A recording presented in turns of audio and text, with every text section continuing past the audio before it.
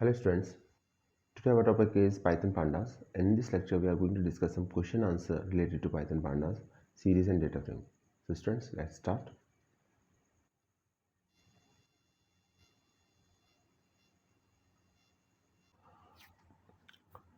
Students अभी तक हम लास्ट वीडियो में ऑलरेडी 2 क्वेश्चंस कर चुके थे पाइथन पांडास के। ये क्वेश्चन नंबर 3 है।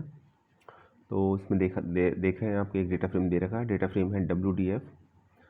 सो 5 पार्ट्स में डिवाइडेड है क्वेश्चन। सो लिखा हुआ given a data frame namely WDF as shown below. First part is write command to compute sum of every column. ये पहले डेटा फ्रेम देख लीजिए आप। That is a data frame. इस डेटा फ्रेम का नाम है WDF।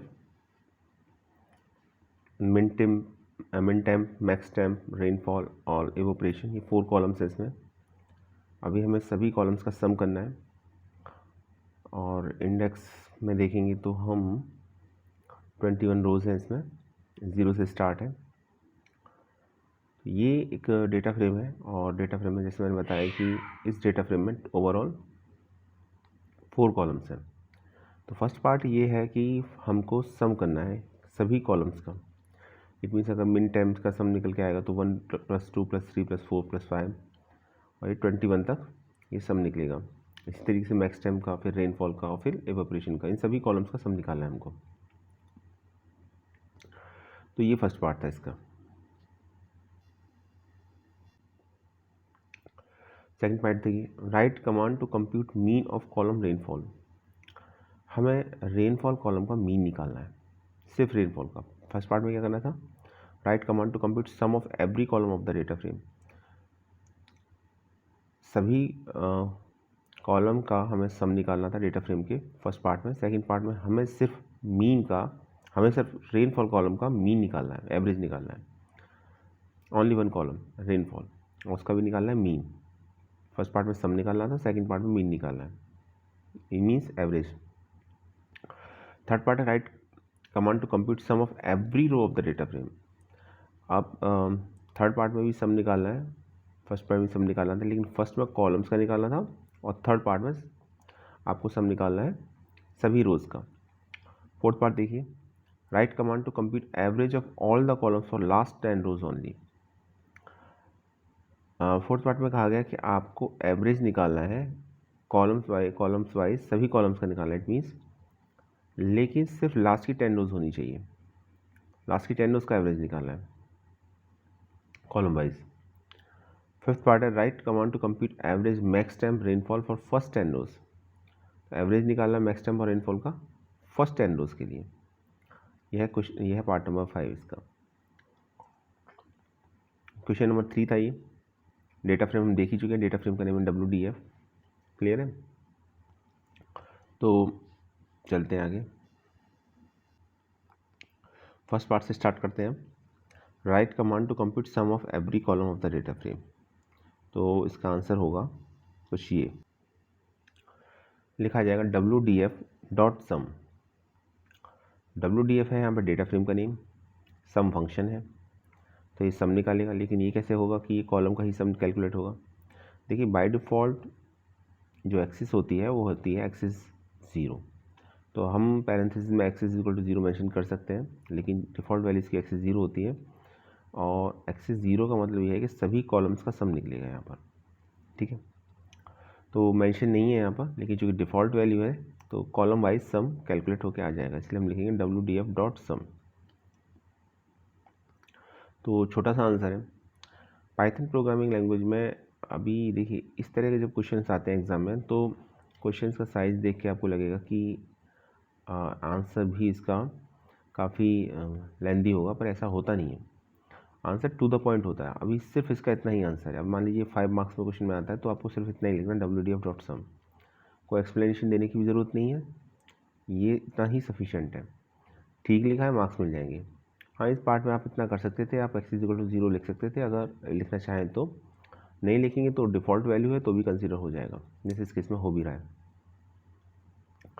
फिर देखिए, फिर सेकंड पार्ट में क्या कहा गया है। सेकंड पार्ट में कहा गया था कि आपको मीन या एवरेज निकालना है सिर्फ पर्टिकुलर एक कॉलम का, और वो कॉलम कौन सा है, वो कॉलम है रेनफॉल। फर्स्ट पार्ट में हमको कोई कॉलम बताया नहीं गया था, हम कहा यह गया था कि सभी कॉलम्स का सम निकालिए, तो हमें कॉलम मेंशन करने की ज़रूरत नहीं थी, हमें डेटा फ्रेम लिखना था, डॉट लगाना था, सम फंक्शन लिखा हमने।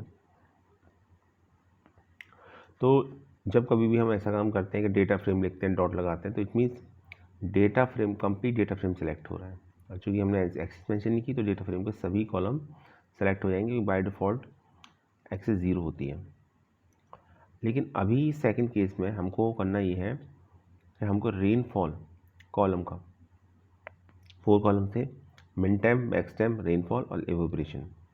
इनमें से सिर्फ जो रेनफॉल कॉलम है उसका हमको एवरेज निकालना है या मीन वैल्यू फाइंड आउट करनी है। तो अगर आपको एक कॉलम सेलेक्ट करना है पर्टिकुलर, तो आपको क्या काम करना पड़ेगा, उसको स्क्वायर ब्रैकेट के अंदर लिखिए WDF, यानी डेटा फ्रेम के साथ। तो पहले डेटा फ्रेम का नेम लिखेंगे WDF, डॉट लगाने से पहले यानी फंक्शन का नेम लिखने से पहले आपको स्क्वायर ब्रैकेट में लिखना पड़ेगा कॉलम का नेम, जो इस केस में है रेनफॉल। तो अब जो ऑपरेशन होगा वो सिर्फ रेनफॉल कॉलम पर ही होगा, बाकी WDF डेटा फ्रेम के किसी भी कॉलम पर नहीं होगा। तो हम लिखेंगे WDF डॉट रेनफॉल, और चूँकि एक स्ट्रिंग है तो इसलिए सिंगल कोट्स के अंदर लिखा जाएगा। फिर स्क्वायर ब्रैकेट को क्लोज करेंगे, डॉट लगाएंगे, और जो फंक्शन जो हम एक्सेस करना चाहते हैं, इस केस में हम चूँकि मीन निकालना चाहते हैं, एवरेज निकालना चाहते हैं, तो हम लिखेंगे डॉट मीन। तो मीन निकल जाएगा रेनफॉल फंक्शन का, रेनफॉल कॉलम का मीन निकल जाएगा। तो ये ध्यान रखिएगा, अगर आपको पर्टिकुलर एक कॉलम का निकालना है तो स्क्वायर ब्रैकेट के अंदर कॉलम का नेम को मेंशन कर दीजिए along with data frame name. तो फिर उस केस में और जो फंक्शन है वो सिर्फ डेटा फ्रेम के उस पर्टिकुलर कॉलम पर ही वर्क करेगा। तो ये हो जाएगा WDF रेनफॉल डॉट मीन। एक और क्वेश्चन दिखा देता हूँ आपको, देखिए सेकेंड पार्ट देखिए, write command to compute mean of column rainfall, इस तरीके से लिखा हुआ था। और हमने आंसर क्या दिखा था इसका, हमने लिखा था WDF स्क्वायर ब्रैकेट में रेनफॉल डॉट मीन। तो रेनफॉल कॉलम का मीन या एवरेज फाइंड आउट हो जाएगा। थर्ड पार्ट देखिए, write command to compute sum of every row of the data frame. आपको इसमें क्या करना है, आपको डेटा फ्रेम की सभी रो का सम करना है। सम तो हमने फर्स्ट पार्ट में भी किया था, लेकिन सब पार्ट हमने सम किया था कॉलम्स का, अब रो का करना है। इट मीन्स एक्सिस चेंज हो जाएगी। जब कॉलम्स का सम करना था तो हमने लिखा था x इज इक्वल टू 0, लिखा नहीं था, डिफ़ॉल्ट होती वैल्यू, इसलिए मेंशन नहीं किया था। लेकिन चूँकि अब हमें रो का सम करना है तो लिखेंगे हम WDF dot sum x is equal to 1। तो जितनी भी रोज़ हैं उन सभी का सम हो जाएगा। दिखाते हैं हम आपको आंसर इसका, ये देखिए WDF डॉट सम और क्या आएगा x इज इक्वल टू 1। तो x इज इक्वल टू 1 का मतलब है जितनी भी, देखिए इसमें पर्टिकुलर कोई रो तो सेलेक्ट हुई नहीं है, WDF complete data frame select हुआ है और हमने डेटा फ्रेम में फंक्शन लगाया सम। अब इस सम फंक्शन कॉलम वाइज या रो वाइज कैसे निकालेगा, देखिए x इज इक्वल टू 1 का मतलब ये है कि जितनी भी रोज़ हैं उन सभी रोज़ का सम आ जाएगा, यानी उस रोज़ में जितने भी कॉलम्स आ रहे हैं उन सभी का सम फाइंड आउट होके आ जाएगा। इसलिए x इज इक्वल टू 1 लिखा हुआ है यहाँ पर। अगर हम ऐसा नहीं करते, x इज इक्वल टू 1 नहीं लिखते, तो एक एक कॉलम का सम निकल के आता, वो उस कॉलम में जितनी भी रोज़ हैं उन सभी का सम निकल के आता, यानी कॉलम वाइज सम निकल के आता। रो वाइज सम चाहिए आपको तो आप लिखेंगे x इज इक्वल टू 1, तो उसमें जितनी भी रो है रो वाइज सभी का सम निकल के कैलकुलेट होकर आ जाएगा। तो x इज इक्वल टू 1 हो गया यहाँ पर। अब चलते हैं ज़रा फोर्थ पार्ट पर।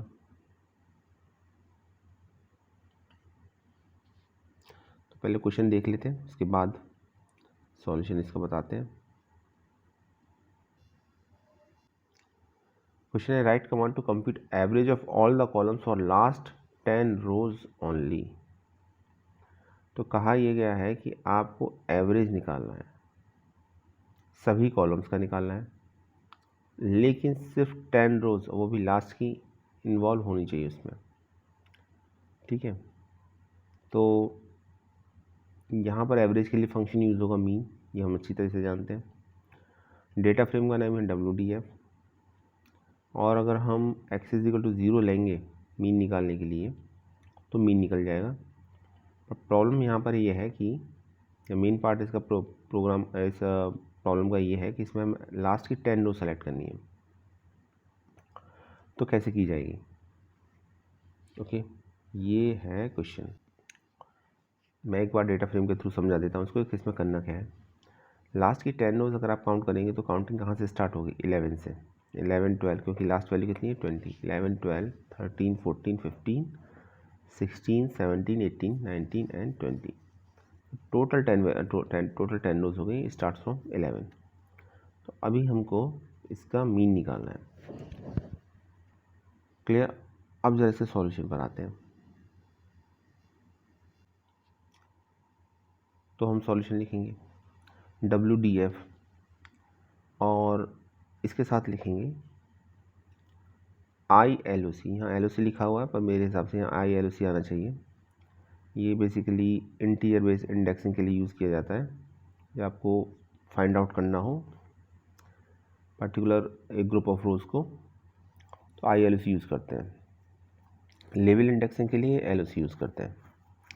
तो WDF.LOC और तो हम लिखेंगे WDF.ILOC।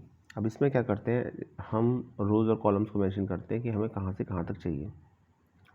तो इसमें फर्स्ट पार्ट जो रहेगा कॉमा से पहले रोज़ के लिए रहेगा और कॉमा के बाद जो सेकंड पार्ट रहेगा कॉलम सिलेक्शन के लिए रहेगा। अब कॉमा से पहले जो फर्स्ट पार्ट रोज़ का रहेगा उसमें अगर हमें एक रेंज सेलेक्ट करनी है, जैसे इस केस में हमको सेलेक्ट करनी है, तो कॉलन का साइन लगा के हम रेंज सेलेक्ट करते हैं। कॉलन से पहले स्टार्ट वैल्यू, कॉलन के बाद हम लिखते हैं n+1 वैल्यू। ठीक है। अब उसमें भी ये है कि अगर हम स्टार्ट पॉइंट मेंशन नहीं करेंगे तो बाय डिफ़ॉल्ट स्टार्ट पॉइंट जो होगा वो फर्स्ट होगा, फर्स्ट रो होगी, यानी रो एट इंडेक्स लेवल 0। और अगर हम लास्ट पॉइंट मेंशन नहीं करते तो लास्ट पॉइंट बाय डिफ़ॉल्ट जो होगी लास्ट रो होगी। जो भी लास्ट होगी उस डेटा फ्रेम के अंदर वो रो सेलेक्ट हो जाएगी। तो अब हमें से कहा गया था कि हमको सभी लास्ट की 10 रो सेलेक्ट करनी है। तो हम लिखेंगे 11, क्योंकि काउंटिंग 11 से स्टार्ट होगी तो 11 से लेकर 20 तक तब आपकी 10 रोज होंगी। तो 11 कॉलन। अब लास्ट वैल्यू मेंशन करने की ज़रूरत नहीं क्योंकि हमें लास्ट तक जाना ही है, तो इसलिए 11 कॉलन करके हमने कुछ भी नहीं लिखा, फिर लिखा कॉमा। और कॉमा लिखने के बाद कॉलम मेंशन करने थे। तो कॉलम हम मेंशन करेंगे नहीं क्योंकि हमको सभी कॉलम सेलेक्ट करने हैं, तो कॉलम मेंशन करने की ज़रूरत नहीं है। उस केस में कॉमा लगा के हम छोड़ देंगे तो सभी कॉलम्स ऑटोमेटिकली सेलेक्ट हो जाएंगे। फिर स्क्वायर ब्रैकेट क्लोज करेंगे, डॉट लगाएंगे और हमसे कहा गया था मीन निकालने के लिए, एवरेज निकालने के लिए। तो एवरेज निकालने के लिए जो फंक्शन यूज़ होता है वो यूज़ होता है मीन। तो हम मीन लिखेंगे और एवरेज कैलकुलेट हो जाएगा इसका।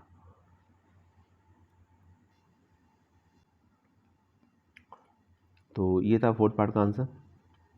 ओके, अब करते हैं हम फिफ्थ पार्ट का आंसर, देखते हैं। फिफ्थ पार्ट में कहा गया था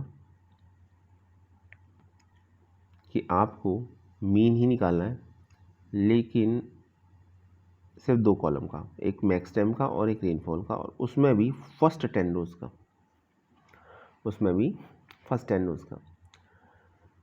तो मैं क्वेश्चन दिखा देता हूँ एक बार आपको। ये देखिए, write command to compute average of max time rainfall for first 10 rows. तो फर्स्ट 10 रोज में काउंटिंग कहाँ से स्टार्ट होगी? 0 से, और कहाँ तक जाएगा आपका? 0 से लेकर आपका 11 तक, 0 से लेकर 10 तक, सॉरी, तो फर्स्ट 10 रोज चाहिए। तो काउंटिंग 0 से लाइन 9 तक, टोटल रोज 10 हो जाएंगी और एक रो हम ज़्यादा लेते हैं, ठीक है, क्योंकि लास्ट वैल्यू इंक्लूड नहीं होती इस केस में। तो यहाँ फिर हम लेंगे, पहले मैं आपको डेटा फ्रेम और दिखाता हूँ आपको। ये देखिए, ये हमारा डेटा फ्रेम है। तो काउंटिंग स्टार्ट हो रही है 0 से, 0 1 2 3, ठीक है। फर्स्ट 10 रो सेलेक्ट करनी है हमको, तो फर्स्ट 10 रो सेलेक्ट करनी है तो 0 से लेकर हमको, इसका मतलब है 9 तक रोज चाहिए। क्लियर है? तो हमें क्या करना पड़ेगा, और मीन निकालना है हमको, और वो भी सिर्फ किसका? मैक्स टेम्प और रेनफॉल का। तो हम क्या लिखेंगे? WDF डॉट LOC, फिर स्क्वायर ब्रैकेट के अंदर कॉलन 11। स्टार्ट वैल्यू मेंशन नहीं करेंगे। स्टार्ट वैल्यू मेंशन इसलिए नहीं करेंगे क्योंकि बाय डिफॉल्ट स्टार्ट वैल्यू 0 होती है, यानी फर्स्ट रो ही सेलेक्ट होती है, फर्स्ट रो से काउंटिंग स्टार्ट होती है, तो मेंशन करने की ज़रूरत नहीं है। आप चाहें तो 0 कॉलन भी लिख सकते हैं, पर नहीं लिखा है यहाँ पर, it means default value consider होगी। और काउंटिंग कहाँ तक जाएगी? काउंटिंग जाएगी आपकी 10 तक। मैंने बताया ना, काउंट फर्स्ट 10 रो सेलेक्ट करनी है, तो 0 से 10 रोज कहाँ तक हो जाएंगी? 0 1 2 3 4 5 6 7 8 9 तक टोटल 10 रोज हो जाएंगी।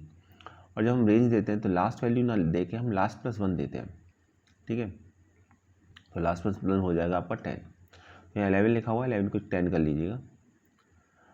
LOC की जगह हम ILOC एट्रीब्यूट यूज़ करेंगे। मैंने बताया था अभी इंटीजर बेस इंडेक्सिंग के लिए हम ILOC यूज़ करते हैं, तो यहाँ ILOC आएगा। तो 2 मिस्टेक है, LOC की जगह ILOC आएगा और 11 की जगह 10 आएगा, कॉमा। अब कॉलम का नेम लिखना है, तो कॉलम में कहा गया है कि आपको मैक्स टेम्प और रेनफॉल 2 कॉलम सेलेक्ट करने हैं।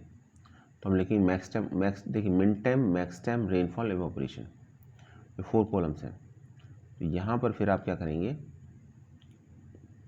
यहाँ पर कॉलम का नेम लिख देंगे। कॉलम का नेम कहाँ से कहाँ तक? मैक्स टेम्प से लेकर रेनफॉल तक। मैक्स टेम्प से लेकर रेनफॉल तक आपका सेलेक्ट हो जाएगा। और क्या निकालना है आपको? मीन निकालना है। तो स्क्वायर ब्रैकेट को क्लोज करने के बाद डॉट मीन लिख देंगे, तो आपका एवरेज निकल जाएगा। तो ये था क्वेश्चन स्टूडेंट, आई होप समझ में आ चुका होगा आपको। इसको अगर आपको करके देखना है तो एक काम और कीजिएगा कि इसको एग्जीक्यूट करके देखिए। पहले डेटा फ्रेम क्रिएट कर लीजिए जैसा डेटा फ्रेम दे रखा है, और फिर ये जितने भी फंक्शंस हैं, ये जितने भी सॉल्यूशन है इसके, पार्ट 5 पार्ट में डिवाइडेड है सॉल्यूशन इसका, इन सभी को एग्जीक्यूट करके देखिएगा और देखिएगा क्या डिज़ायर्ड रिजल्ट आ रहा है या नहीं आ रहा है, तो आपको पता चलेगा। चलिए आगे चलते हैं। कहा गया है data frame FDF stores data about passenger, flights and year. एक डेटा फ्रेम है, डेटा फ्रेम का नाम है FDF, जिसमें डेटा स्टोर किया गया पैसेंजर का, फ्लाइट्स का और ईयर का। First few rows of the data frame are shown below. तो डेटा फ्रेम की कुछ फ्यू रोज इस तरीके से सेलेक्ट दे रखी हैं, आप डेटा फ्रेम देख सकते हैं। पहले बात तो ये कि डेटा फ्रेम का नेम है आपका FDF, और कॉलम देख लीजिए, ईयर मंथ ऑफ पैसेंजर है, ठीक है। अब इससे रिलेटेड क्वेश्चन पूछे जाएंगे। सबसे पहले क्वेश्चन एग्जाम में आता है तो आप डेटा फ्रेम को अच्छी तरीके से देख लीजिए, समझ लीजिए कि कितनी रोज़ हैं, कितने कॉलम्स हैं, कौन कौन से कॉलम्स हैं, वैल्यू किस तरीके से दे रखी हैं, एन तो नहीं है वहाँ पर कहीं कोई वैल्यू है, तो इसको अच्छी तरीके से आइडेंटिफाई कर लीजिए। उसके बाद पार्ट को, जो भी इसके पार्ट्स दे रखे हैं इस तरह से डेटा फ्रेम से रिलेटेड, उसको 1 बाय 1 डिटेल में देखिए अच्छी तरीके से क्या एग्जैक्टली पूछा गया है, और फिर अपना टाइम लेने के बाद आप आंसर लिखिए। एक बार लिख के देख लीजिए, फिर एक बार फिर क्वेश्चन को देखिए सही लिखा है नहीं लिखा, क्योंकि आंसर आपका सिर्फ 1 लाइन का है, और वो भी हो सकता है 1 लाइन से भी, 1 लाइन से भी कम हो, 1 वर्ड का भी आंसर हो सकता है, कुछ भी इस तरीके से हो सकता है आंसर, लेकिन आंसर बहुत छोटा होगा। उस आंसर को आप फिर एक बार फिर से क्वेश्चन से मैच कराइए कि जो आपने लिखा है क्या वो फुलफ़िल कर रहा है, उसको नहीं कर रहा है, दैट्स ओके। क्योंकि IP के एग्ज़ाम में आपको इस तरह के क्वेश्चन देखने को मिलेंगे, और आंसर ठीक है तो फुल मार्क्स मिलते हैं, आंसर गलत है तो मार्क्स नहीं मिलते इसमें, ठीक है। तो मेक श्योर कर लीजिए कि आपने जो लिखा है प्रॉपर वही उसी क्वेश्चन का आंसर है या नहीं। तो चलते हैं, इसको देखते हैं।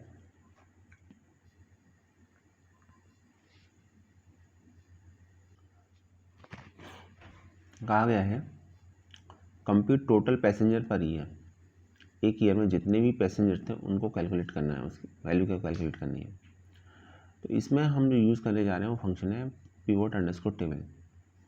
पिवोट अंडरस्कोर टेबल फंक्शन हम जानते हैं इसी तरीके से कि इस फंक्शन के थ्रू हम डेटा को समराइज़ कर सकते हैं, और समराइज़ कर तो कर ही सकते हैं, साथ साथ हम मीनिंगफुल इंफॉर्मेशन विड्रॉल कर सकते हैं। तो हम लिखेंगे पहले डेटा फ्रेम का name FDF dot pivot underscore table, और फिर उसमें पैरामीटर पास करेंगे कि हमें इंडेक्स क्या चाहिए। तो कोई भी किसी भी कॉलम को हम इंडेक्स बना सकते हैं, इसमें हमको ईयर चाहिए, ईयर बन जाएगा इंडेक्स, और वैल्यू फुलफिल हो जाएगी उसकी पैसेंजर नाम के कॉलम से, तो हम देंगे values is equal to passengers, और जो एग्रीगेट फंक्शन अप्लाई करेंगे वो करेंगे सम। तो 3 पैरामीटर्स यूज़ किए। इंडेक्स में हम जो भी कॉलम नेम पास करेंगे वो इंडेक्स का काम करेगा, उसकी जितनी वैल्यूज़ होंगी वो इंडेक्स बन जाएगी, जितने भी ईयर्स हैं इसमें, और वैल्यू फुलफिल हो जाएंगी पैसेंजर्स से, इसलिए लिखा है value is equal to passenger. और कौन जो भी आपको एग्रीगेट फंक्शन चाहिए तो वो हम अप्लाई करेंगे। इस केस में हमको अप्लाई करना है सम, तो हम लिखेंगे ADDFUNC इज इक्वल टू सम। ठीक है। नेक्स्ट कहा गया compute average passenger per month. अब आपको पैसेंजर्स निकालने हैं पर मंथ वाइज पैसेंजर निकालने हैं। तो इसमें हम जहाँ पिछली बार क्वेश्चन में हमने index is equal to year लिया था, इस बार हम इंडेक्स इक्वल टू मंथ ले लेंगे। मैं एक बार और डेटा फ्रेम दिखा देता हूँ आपको, देख लीजिए ईयर मंथ पैसेंजर। ठीक है।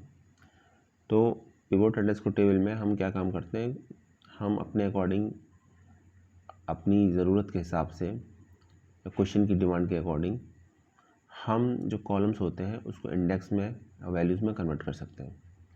तो यहाँ पर मुझे निकालना था, चूँकि मीन निकालना था, तो ईयर की जितनी वैल्यू थी फर्स्ट पार्ट में वो इंडेक्स का काम करेंगी, सेकंड पार्ट में मंथ की जितनी वैल्यू थी जनवरी फरवरी मार्च अप्रैल मई, ये आपका इंडेक्स का काम करेंगी। और पैसेंजर्स की जो वैल्यूज़ हैं वो हमने वैल्यूज़ पैरामीटर में पास की हैं, तो वो फिल हो जाएंगी इसके अकॉर्डिंग। ठीक है। तो देखते हैं हम ज़रा, ये देखिए, तो यहाँ लिखा है FDF.pivot_table index is equal to year, values is equal to passenger, aggregate function is equal to sum. तो इंडेक्स ईयर हो जाएगा, वैल्यूज पैसेंजर हो जाएंगी, एग्रीगेट फंक्शन सम अप्लाई होगा। सेकंड केस में देखिए, इंडेक्स हो जाएगा मंथ, वैल्यूज हो जाएंगी पैसेंजर, और एग्रीगेट फंक्शन हो जाएगा मीन एग्रीगेट फंक्शन अप्लाई हो जाएगा इसमें। तो क्या लिखा होता है, compute average passenger per month. हमें पर मंथ एवरेज पैसेंजर चाहिए, तो हम लिखेंगे FDF.pivot_table index equal to month, values equal to passenger, aggregate function equal to mean. तो आई थिंक क्लियर हो गया होगा आपको। फर्स्ट पार्ट और सेकंड पार्ट में डिफरेंस ये है, फर्स्ट पार्ट में हमने इंडेक्स ईयर को बनाया, सेकंड में हमने इंडेक्स मंथ को बनाया। वैल्यू सेम रखी है और फंक्शन चेंज हो गया, क्योंकि क्वेश्चन की डिमांड के अकॉर्डिंग फर्स्ट पार्ट में हमें सम निकालना था, सेकंड पार्ट में हमको मीन निकालना था या एवरेज निकालना था। इसलिए ADDFUNC जो आपका पैरामीटर है वो आपका एग्रीगेट फंक्शन को रिप्रेजेंट करता है यहाँ पर। तो एग्रीगेट फंक्शन हमेशा पिवोट अंडरस्कोर टेबल के साथ कोई ना कोई एग्रीगेट फंक्शन अप्लाई करना पड़ता है। डिफ़ॉल्ट एग्रीगेट फंक्शन जो होगा वो मीन होता है, तो अगर हम मेंशन नहीं भी करते डिफ़ॉल्ट मीन निकलता। लास्ट वाले केस में भी अगर हम इसे नहीं लिखते ADDFUNC मीन, तो मीन ही निकलता आपका। तो आई थिंक क्लियर हो गया होगा, आगे चलते हैं।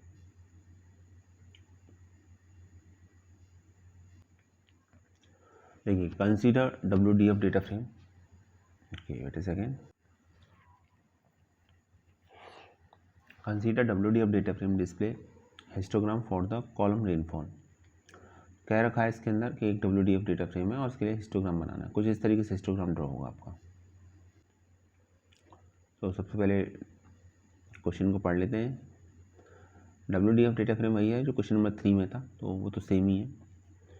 और इसमें 4 कॉलम्स हैं, एक min time, max time, rainfall और एवोपरेशन।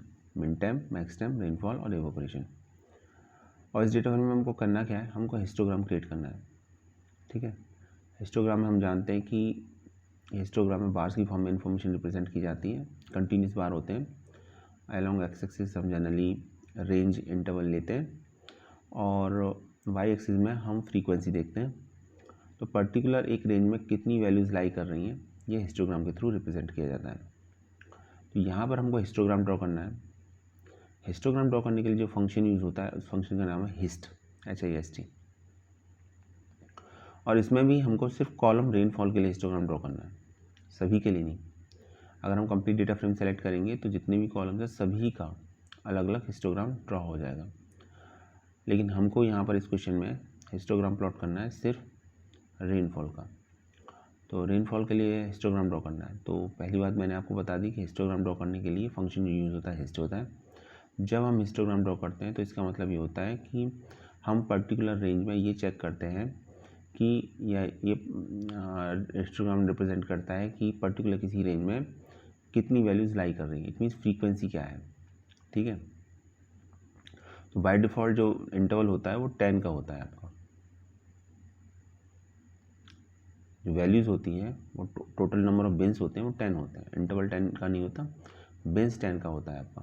बिन्स 10 होते हैं, बिन्स इज इक्वल टू 10 होते हैं। इट मीन्स बिन्स का इक्वल टू 10 का मतलब है टोटल 10 इंटरवल बनेंगे आपके, और हम अपने अकॉर्डिंग भी इसको चेंज कर सकते हैं। इट मीन्स जैसे रेनफॉल है तो 24.3 और 33.4 के बीच में टोटल 10 इंटरवल बनेंगे। उन 10 इंटरवल्स में हमको ये देखना पड़ेगा कितनी वैल्यूज़ लाई करती हैं। फॉर एग्जांपल अगर फर्स्ट इंटरवल बनता है 24.3 और 25.5 सपोज, तो हमें इसमें ये देखना है 24.3 और 25.5 के बीच में कितनी वैल्यू लाई कर रही है। 1 2 3 4, ऐसे भी हो सकता है कोई वैल्यू लाई ना करें। जितनी वैल्यू लाई कर रही है उतनी बार की हाइट होगी। ठीक है, वाई एक्सिस के अलॉन्ग। और अगर कोई वैल्यू लाई नहीं करती तो फिर हम बार वहाँ ड्रॉ नहीं होगा। तो ये हिस्टोग्राम की डेफिनेशन, हिस्टोग्राम का मैंने बारे में बताया आपको। अब थोड़ा सा इसका सॉल्यूशन देख लेते हैं।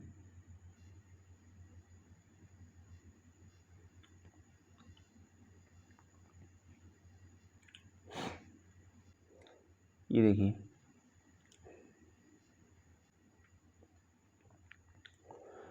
लिखा हुआ WDF.hist। तो हिस्ट फंक्शन के थ्रू हम हिस्टोग्राम बनाते हैं, तो लिखा हुआ है WDF.hist। ठीक है, और हमको क्या काम करना है, हमको रेनफॉल कॉलम का हिस्टोग्राम बनाना है। तो हम लिखेंगे column is equal to rainfall. तो रेनफॉल कॉलम का हमको सिर्फ हिस्टोग्राम बनेगा। इस केस में आप ये देखिए कि ये आपका हिस्टोग्राम है। ठीक है, और इस हिस्टोग्राम में आप देख सकते हैं कि डिफरेंट इंटरवल्स हैं और टोटल 10 इंटरवल्स हैं, ये भी फाइंड आउट कर सकते हैं आप।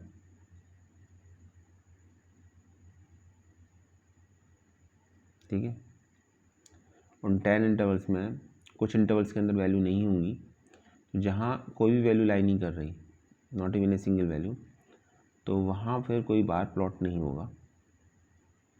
और जहाँ वैल्यू लाई करेंगी तो वह बार की हाइट वही होगी जितनी नंबर ऑफ वैल्यूज़ हैं, जिसको हम फ्रीक्वेंसी बोलते हैं यहाँ पर। तो ये आप इजीली इसमें आइडेंटिफाई कर सकते हैं, देख सकते हैं। ठीक है, कलर ब्लू होगा। कलर ब्लू क्यों होगा? कलर ब्लू इसलिए होगा क्योंकि कलर ब्लू डिफ़ॉल्ट होता है इसमें। आपको कलर चेंज करने के लिए नहीं कहा गया है तो आप कलर चेंज कीजिएगा भी मत, अदरवाइज़ कलर चेंज करने के लिए कहा जाता है तो हम इसमें कलर पैरामीटर का यूज़ करेंगे। और अगर आपसे बिन्स के भी बारे में कुछ बात नहीं की गई है कि कितने टोटल नंबर ऑफ़ इंटरवल्स होने चाहिए, तो हम बिन्स की भी डिफ़ॉल्ट वैल्यू जो होगी वही यूज़ करेंगे। इट मीन्स 10 यूज़ करेंगे। अदरवाइज़ आप बिन्स की वैल्यूज़ को भी दे सकते हैं, लेकिन क्वेश्चन में मेंशन नहीं है तो आप भी डिफ़ॉल्ट वैल्यू ही लीजिएगा। डिफ़ॉल्ट वैल्यू लेने की ज़रूरत नहीं है, मेंशन ही नहीं करना है आपको कुछ भी, तो जो भी डिफ़ॉल्ट होगा वो ऑटोमेटिकली अपना रोल प्ले करेगा। हाँ, जो कहा गया है वो ये कहा गया है कि आपको रेनफॉल कॉलम पर ये कैलकुलेशन करनी है, हिस्टोग्राम रेनफॉल कॉलम के लिए बनाना है। तो अगर हम WDF में अगर हम कॉलम पैरामीटर का यूज़ ना करें तो होगा क्या कि सभी कॉलम्स का हिस्टोग्राम बन जाएगा, क्रिएट हो जाएगा, नहीं 4 हिस्टोग्राम क्रिएट होंगे इस केस में। पर चूँकि कहा गया है कि रेनफॉल कॉलम को बनाना है तो हम लिखें WDF.hist column is equal to rainfall. तो रेनफॉल कॉलम का आपका हिस्टोग्राम क्रिएट हो जाएगा। तो आंसर आ जाएगा इसका WDF.hist और पैरेंथेसिस के अंदर columns is equal to rainfall. तो ये इसका आंसर आ जाएगा। और जब आंसर शो होगा तो कुछ इस तरीके से शो होगा।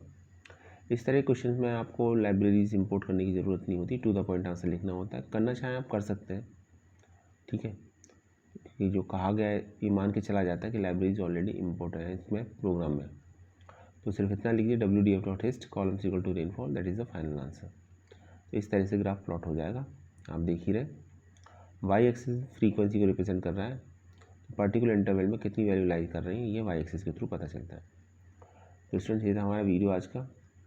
तो ये क्वेश्चन है बुक के ही क्वेश्चन थे आपके जो हमने आपको कराए आज। नेक्स्ट वीडियो में हम आपको क्वेश्चन आंसर कराएंगे। तो थोड़ा प्रैक्टिस कर लीजिएगा और इसमें यह है कि प्रैक्टिकली भी एग्जीक्यूट करके देख लीजिएगा। So thanks for watching this video.